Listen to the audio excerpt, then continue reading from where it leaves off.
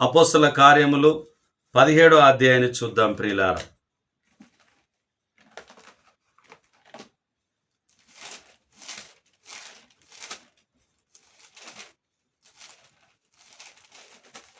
అపోస్తల కార్యములు 17వ అధ్యాయము 16వ వచనం నుంచి మనం చూద్దాం. 16 నుంచి. పౌలు ఎథెన్సులో వారి కొరకు కనిపెట్టుకొని ఉండగా ఆ పట్టణము విగ్రహములతో నిండి ఉండుట చూచినందున అతని ఆత్మ పరితాపము పట్టలేకపోయెను.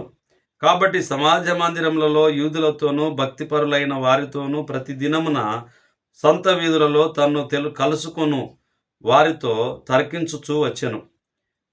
ఏపీ కురియులలోను స్తోయికులలోనున్న కొందరు జ్ఞానులు అతనితో వాదించిరి. కొందరు ఈ వదరుబోతు చెప్పునది ఏమిటని చెప్పుకొనిరి. అతడు యేసును గురించియు పునరుత్థానమును గురించియు ప్రకటించెను గనక మరికొందరు వీడు అన్య దేవతలను ప్రచురించుచున్నాడని చెప్పుకొనిరి. అంతటా వారు అతన్ని ఎంటబెట్టుకొని అరియోపగు అను సభ యొద్దకు తీసుకొని పోయి, నీవు చేయుచున్న ఈ నూతన బోధ ఎటిదో మేము తెలుసుకొనవచ్చునా? కొన్ని క్రొత్త సంగతులు మా చెవులకు వినిపించుచున్నావు గనక వీటి భావమేమో మేము తెలుసుకొనగోరుచున్నామని చెప్పిరి. ఎథెన్సు వారందరూ అక్కడ నివసించు పరదేశులను ఏదో ఒక క్రొత్త సంగతి చెప్పుట ఎందును వినుట ఎందును మాత్రమే తమ కాలము గడుపుచుండువారు. పౌలు అరియోపాగు మధ్య నిలిచి చెప్పిన దేమనగా, ఎథెన్సు వారులారా, మీరు సమస్త విషయములలో అతి దేవత భక్తి గల వారై ఉన్నట్టు నాకు కనబడుచున్నది. నేను సంచరించుచు మీ దేవత ప్రతిమలను చూచుచుండగా ఒక బలిపీఠము నాకు కనబడెను. దాని మీద తెలియబడని దేవునికి అని రాయబడి ఉన్నది. కాబట్టి మీరు తెలియక దేవుని యందు భక్తి కలిగి ఉన్నారో దానినే నేను మీకు ప్రచురపరచుచున్నాను. జగత్తును అందలి సమస్తము నిర్మించిన దేవుడు తానే ఆకాశమునకు భూమికిని ప్రభువై ఉన్నందున అష్టకృత్యములైన ఆలయంలో నివసింపడు. ఆయన అందరికీ జీవమును ఊపిరిని సమస్తమును దయచేయువాడు గనక తనకు ఏదైనాను కొదువ ఉన్నట్టు మనుషుల చేతులతో సేవింపబడువాడు కాడు. ఇక్కడ మనం ఆలోచన చేస్తే క్రీస్తు సంఘంలో మరి చప్పట్లు కొట్టడము, సంగీత వాయిద్యాలు లేకపోవడము, మరి చాలా సందర్భంలో చాలామంది సనుక్కుంటారు, గునుక్కుంటారు, వాటిని వ్యతిరేకిస్తారు. వీళ్ళ బోధ సరిగ్గా లేదు అని చెప్పి అంటారు. ఎందుకు అని అంటే అవన్నీ కలిగి ఉంటేనే మంచిది అనేటటువంటి భావంతో వారు మాట్లాడుతూ ఉంటారు. ఇక్కడ మనం ఆలోచన చేసినప్పుడు దేవునికి ఏదైనా కొదువగా ఉన్నదనేటటువంటి ఉద్దేశము, కొదువై ఉన్నదనేటటువంటిది ఏదీ లేదు. కాబట్టి ఆయన చేతులతో సేవింపబడువాడు కాదు. అంటే చేతులతో తయారు చేసిన వాటితో కానీ, చేతులతో చప్పట్లు కొట్టడం కానీ, దేనితో కూడా కానీ ఆయన సేవింపబడేవాడు కాదు. దేవుడు ఆత్మ గనక ఆయనను ఆరాధించువారు ఆత్మతోనూ సత్యముతోనూ ఆరాధింపవలనని చెప్పి దేవుడు కోరుకుంటున్నాడు. కాబట్టి ఈ ఎథెన్స్లో ఉన్నటువంటి వారికి ఇవి కొత్తగా మాటలు అనిపించినప్పటికీ దేవుని వాక్యం తెలియపరుస్తున్నది. మరియు యావత్ భూమి మీద కాపురముండుటకు ఆయన యొక్కని నుండి ప్రతి జాతి మనుషులను సృష్టించి వారు ఒకవేళ దేవునిని తడువులాడి కనుగొందురేమో అని తన్ను వెదుకు నిమిత్తము నిర్ణయకాలం వారి నివాస స్థలము యొక్క పొలిమేరలను ఏర్పరచెను. ఆయన మనలో ఎవరికిని దూరంగా ఉండువాడు కాడు. మనం ఆయన యందు బ్రతుకుచున్నాం, చలించుచున్నాం, ఉనికి కలిగి ఉన్నాం. అటువలే మనమాయన సంతానమని మీ కవీశ్వరులలో కొందరును చెప్పుచున్నారు. కాబట్టి మనము దేవుని సంతానమై ఉండి మనుషుల చమత్కార కల్పనల వలన మార్చబడిన నైనను వెండినైనను రాతినైనను దేవత్వము పోలి ఉన్నది తలంపకూడదు. ఆ అజ్ఞాన కాలమును దేవుడు చూచి చూడనట్టుగా ఉండెను. ఇప్పుడైతే అంతటను అందరూ మారు మనసు పొందవలెనని మనుషులకు ఆజ్ఞాపించుచున్నాడు. ఎందుకనగా తాను నియమించిన మనుషుని చేత నీతిని అనుసరించి భూలోకమునకు తీర్పు తీర్చబోయేడి ఒక దినము నిర్ణయించి ఉన్నాడు. మృతులలో నుండి ఆయనను లేపినందున దీని నమ్ముటకు అందరికీ ఆధారము కలుగజేసి ఉన్నాడు. అవును ప్రియులారా, అందరూ కూడా ఇప్పుడు ఏం చేయాలని చెప్పి దేవుని వాక్యం తెలియపరుస్తుంది. అందరూ మారు మనసు పొందాలని.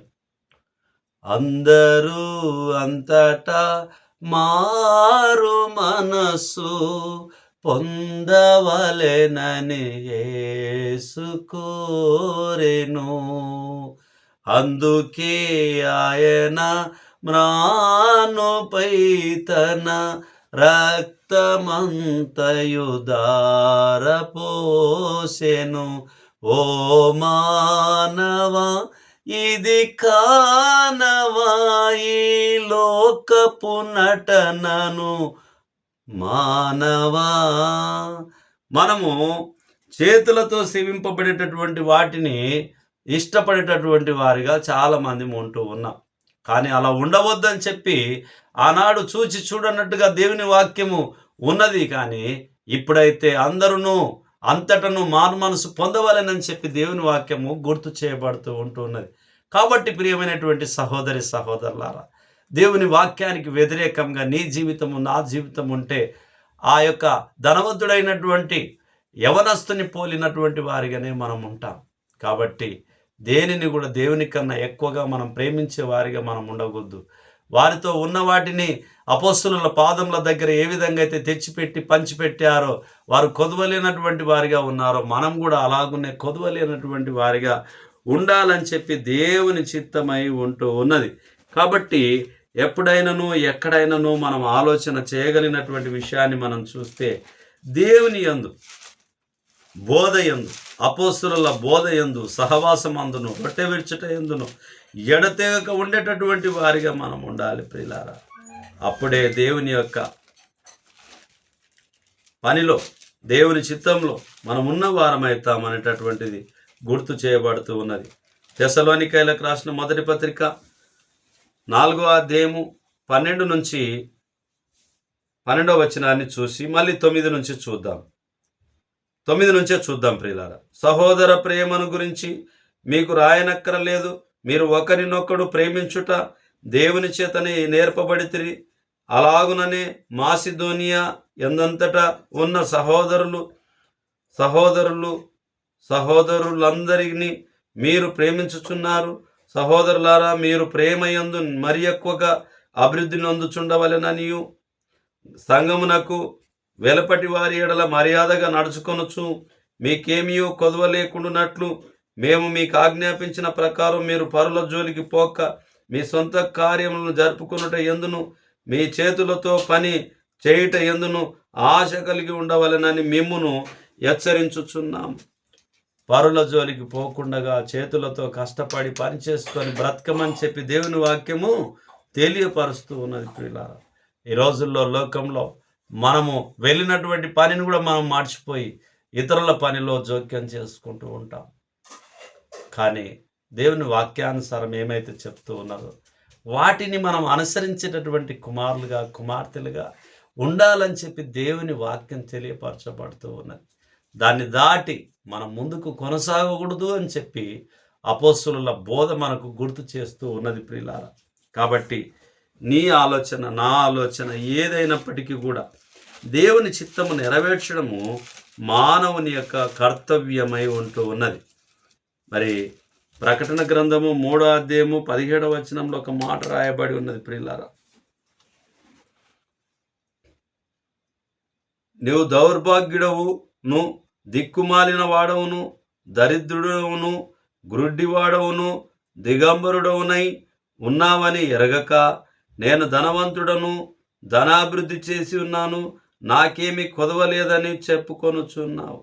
నీవు ధనాభివృద్ధి చేసుకున్నట్లు అగ్నిలో పుటం వేయబడిన బంగారమును నీ దిశమెల్లా దిశమల్లా సిగ్గు కనపడకుండానట్లు ధరించుకొనుటకు తెల్లని వస్త్రములను నీకు దృష్టి కలుగునట్లు నీ కనులకును కాటుకను నా యొద్దకు కొనుమని నీకు బుద్ధి చెప్పుచున్నాను. నేను ప్రేమించు వారినందరినీ గద్దించి శిక్షించుచున్నాను గనక నీవు ఆసక్తి కలిగి వారు మారు మనసు పొందుము. ఏం చెప్తుంది? ఆసక్తి కలిగి మారు మనసు పొందమని చెప్పి గుర్తు చేయబడుతూ ఉన్నది. మనతో కలిగిన వాటిని మనము దేవుని పరిచర్య కొరకు ఇచ్చేవారిగా, అంటే చెప్పేవారిగా కాకుండా ఇచ్చేవారిగానే ఉండాలి, మరి ఇస్తూనే ఉండాలి. అది దేవుని పని అయి ఉన్నది. మనతో ఉన్నదంతా కూడా దేవుడు మనకిచ్చిందే అనేటటువంటిది గుర్తు చేసుకోవాలి.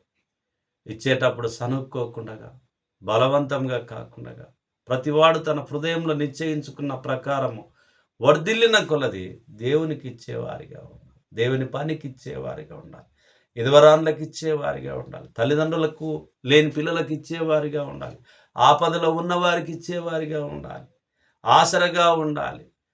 కాబట్టి ప్రియమైనటువంటి వారలారా, దేవుని వాక్యానుసారంగా మనము చేసేవారిగా ఉంటే దేవుని యొక్క నమ్మకం, దేవుని యొక్క చిత్తము మన యందు స్థిరపరచబడుతుంది, బలపరచబడుతుంది. నన్ను బలపరచు అని ఎందు నేను సమస్తము చేయగలనని సెలవిచ్చినటువంటి మాటను మనం చూస్తూ ఉన్నాం. కాబట్టి మన జీవితంలో కొదువైనటువంటి వారిగా మనం ఉండకూడదు అని అంటే, మనతో ఉన్నది కలిగినది దేవునికి ఇవ్వడానికి సన్నద్ధులమై ఉండి పూర్ణ మనసుతో, పూర్ణ అంగీకారంతో, పూర్ణ బలంతో, పూర్ణ విశ్వాసంతో దేవుణ్ణి మనం వెంబడించాలని చెప్పి ఈ రాత్రి కాలమందు వాక్యం ద్వారా గుర్తు చేస్తూ, నన్ను నేను హెచ్చరించుకుంటూ, బోధించుకుంటూ, బుద్ధి చెప్పుకుంటూ, సరిచేసుకుంటూ, నాలో ఉన్నటువంటి లోటుపాటును సరిచేసుకుంటూ వాక్యాన్ని మీ దగ్గర కూడా నేను పంచుకుంటూ ఉంటున్నాను.